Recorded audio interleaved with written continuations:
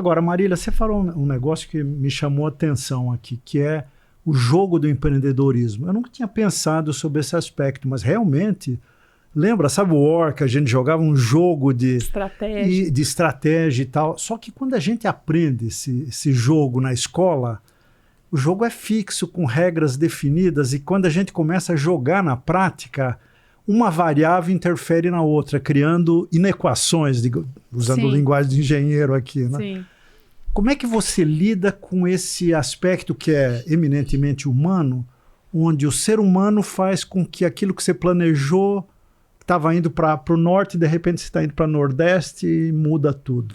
Eu acho que existe um equilíbrio entre esse respeito à possível instabilidade causada por humano, é uma instabilidade positiva muitas vezes, porque gera oportunidades, né? Com a necessidade de uma certa estabilidade para que as coisas se construam. Então, quando eu ensino planejamento estratégico, né, para alunos, aí é sempre interessante viver a vida real, aí você fala, como é que eu explico isso? Aí você fica tentando pensar. Eu sempre digo assim, planejamento estratégico, quando você está numa empresa muito jovem e pequena, ou num mercado muito imaturo, muito jovem também, que ainda muda muito, você não consegue fazer um prazo longo, tão longo, porque tudo muda tão rápido que você vai ter que rever. Senão a própria pandemia foi um exemplo disso. Tinha muitos clientes na pandemia já. Eu já trabalhava como eu trabalho hoje. E a gente trocou nosso horizonte de planejamento. Toda semana a gente refazia planejamento. E essa é a grande vantagem do pequeno. Você aperta os botõezinhos e muda o direcionamento toda semana. O problema é que se você faz isso a vida inteira, você não tem um direcionamento. Então, tem que ter uma certa solidez. Daí eu acho que a gente volta para os fundamentos, né? Então, assim, ter os nossos controles em dia, fazer as análises financeiras, ter os nossos processos, os nossos métodos para conseguir interpretar o mundo através de informações de números, mas não deixar de ouvir também o que vem da intuição. E toda vez quando a gente faz esse exercício, né, quando algum cliente meu fala, não sei, não estou sentindo firmeza nisso, eu cutuco, sabe? Eu fico tentando entender por que será. Vamos pensar junto. Tenta colocar em mais palavras. É quase um lado meio analista. Eu fiz psicanálise por 15 anos. Eu não sou analista at all, mas eu acho que um pouco a gente pega, né? Tipo, de puxar o fio. Por que será?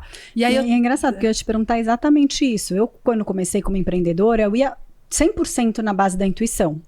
Aí eu fui crescendo, surgiu você, que veio para trazer respaldo para minha intuição. Quanto por cento a intuição prevalece em relação aos números ou você mesmo pode me dizer, a gente tem embates incríveis, eu e a Ju, de vez em quando a gente tem uns embates, uma briga positiva, né? Que quando... Isso é um papo para happy hour, não? Total, super para happy hour, mas a gente super vive isso, acho que com a Ju é bem visível isso, assim, eu não consigo abrir mão do robusto, assim, de ter os indicadores, e quando não tem, paciência, a gente vai construindo, não tem problema, não é uma coisa falar, a empresa não consegue ter estrutura para ter um DRE. Vamos fazer junto, pode ser que leve 3 meses, pode ser que leve 1 mês, pode ser que leve 1 ano, mas a gente vai fazendo.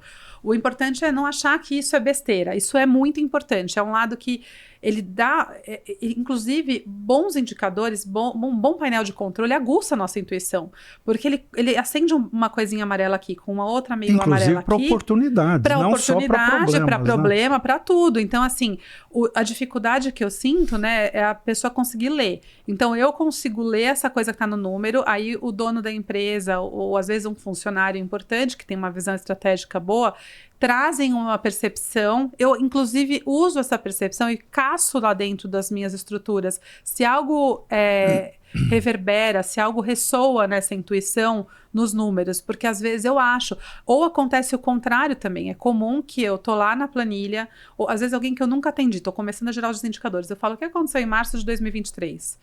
Por que aconteceu esse indicador aqui? Aí a pessoa fica pensando, ela lembra alguma coisa que aconteceu. E aí a gente começa a juntar vivências reais, humanas, de pessoas, de acontecimentos, de fatos, subjetividades, coleções boas, coleções ruins, marketing bom, marketing ruim, tempo que coincidiu bom, ruim, coisas que podem ter vivido, com números que vão refletir. E isso vai gerando como se fosse um repertório para nós, nosso grupo, não é só meu, é meu, do empreendedor, da equipe que estiver junto.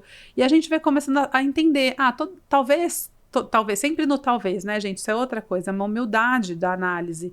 Se eu tento criar uma receita de bolo, eu tô falhando já. A análise não é absoluta, pelo que você tá falando. Não é absoluta, assim, porque as coisas mudam. Eu não sei, o mundo que eu não nasci, eu acho que ele era mais, quando eu era criança, mais estático, ele né? era mais estático. Então, talvez você conseguia gerar. E isso causa isso, sempre. Hoje em dia, eu sempre tento me colocar numa posição, é provável que isso cause isso. Até nas coisas que eu tenho mais certeza, eu sempre deixo um espaço de dúvida. Falo, geralmente, se eu fizer isso e isso, eu vou sentir esse efeito.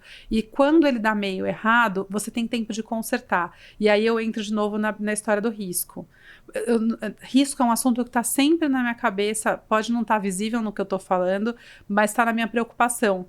Porque eu sofri muito, né, por questões de risco no meu negócio, sei o que é ter o seu negócio, o seu dinheiro, a sua vida, você se sentir responsável por várias pessoas e por decisões que impactam muitas famílias, e por outro lado, você também não pode ficar no feijão com arroz, porque senão nenhum negócio acontece.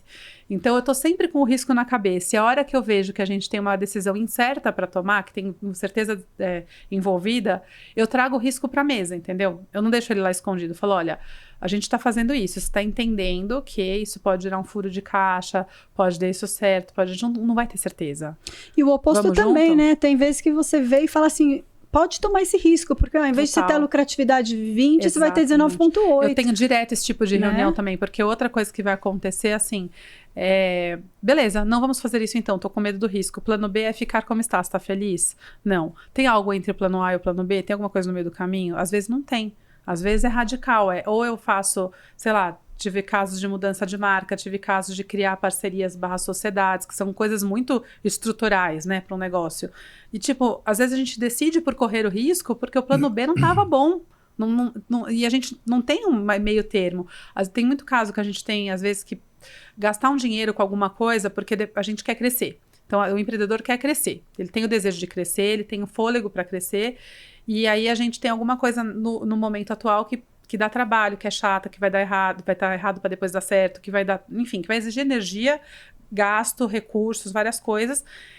E aí a gente respira fundo e fala, tá, mas você vai querer crescer mesmo? Você vai querer, se você for ficar aqui neste tamanho, dá para deixar assim. Agora, se você quer crescer mesmo, você vai esperar esse buraco ficar 10 vezes maior para você mexer, é pior. Então, tem que respirar fundo e fazer, né? Então, essa questão do risco é uma questão que tem que estar na mesa. Essa pergunta tem que existir. A resposta não existe, né? Você não acha que existe um foco para o risco, existe um foco para o cuidado com o risco?